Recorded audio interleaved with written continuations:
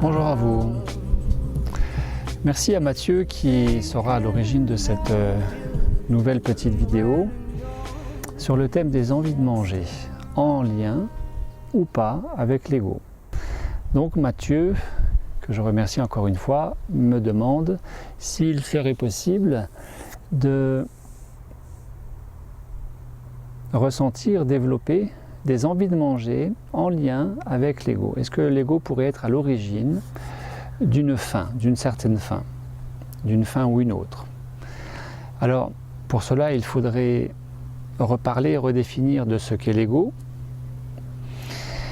Et ce que je ne vais pas faire puisque je vais vous renvoyer à cette vidéo qui a été faite à cette intention.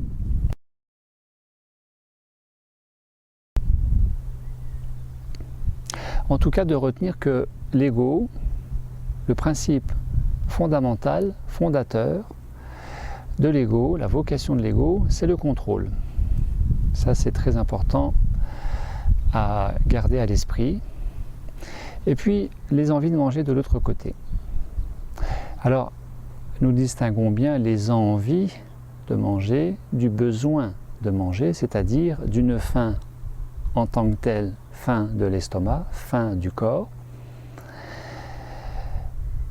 L'appel du corps pour un apport nutritif, calorique, énergétique, peu importe. Et puis, pour d'autres raisons possibles de manger, il y a bien sûr le goût, sans forcément avoir faim. Il y a aussi toutes les raisons sociales, familiales, de partage convivial d'un plat.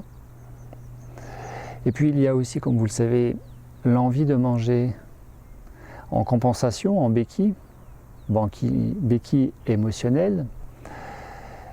Quand vous vous sentez émotionnellement pas bien, eh bien la nourriture qui est aussi un anesthésiant va pseudo-équilibrer ce pas bien en un mieux-être. Et quand je dis pseudo, c'est parce que la nourriture rétablit un certain bien-être, mais ne règle pas forcément le pourquoi de ce mal-être et le pourquoi de cette réaction émotionnelle, bien évidemment. Et puis il y a aussi, puisque manger peut constituer une certaine fonction d'anesthésion émotionnelle, eh bien, peut aussi constituer une réponse de déconnexion d'avec soi-même au regard de sa dimension spirituelle, métaphysique,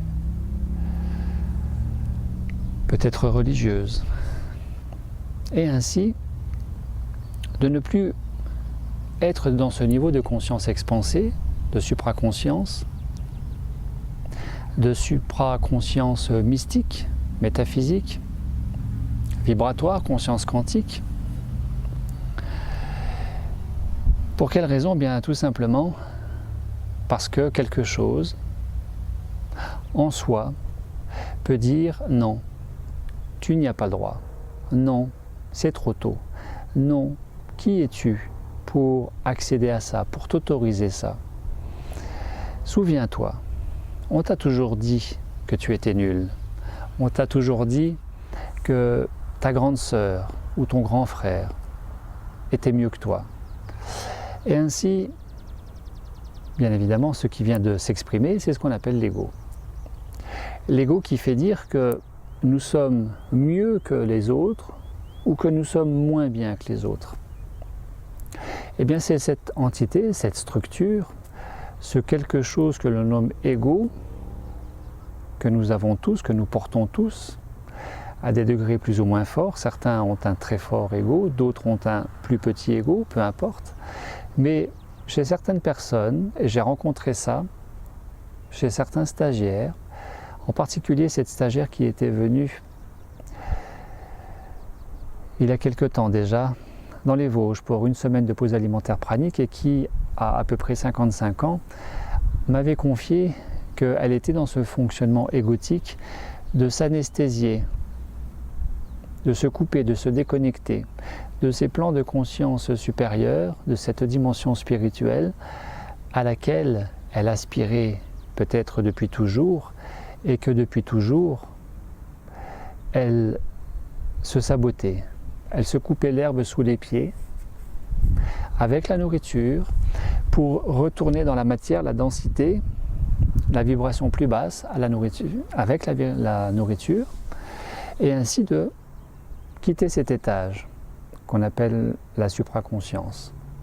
Alors bien évidemment, oui Mathieu, l'ego, qui n'est pas question pour autant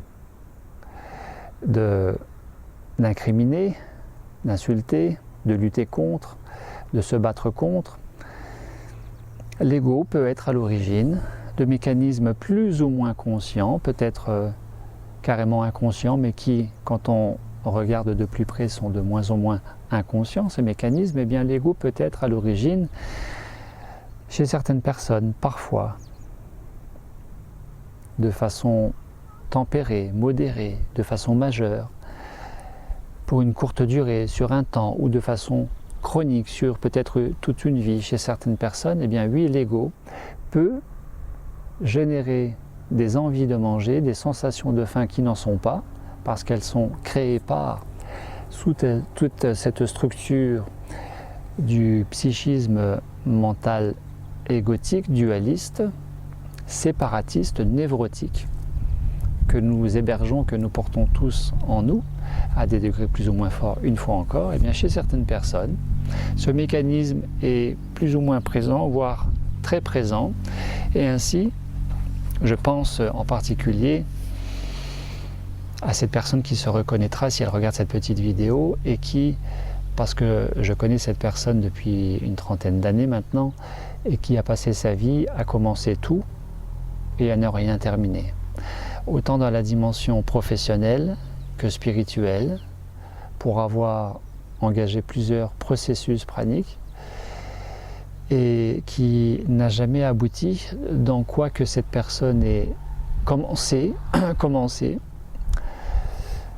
peut-être parce que son père lui disait, durant toute son enfance, qu'il était moins bien que les autres frères, qu'il était nul, qu'il n'arriverait jamais à la hauteur, à la cheville de son père, etc., etc.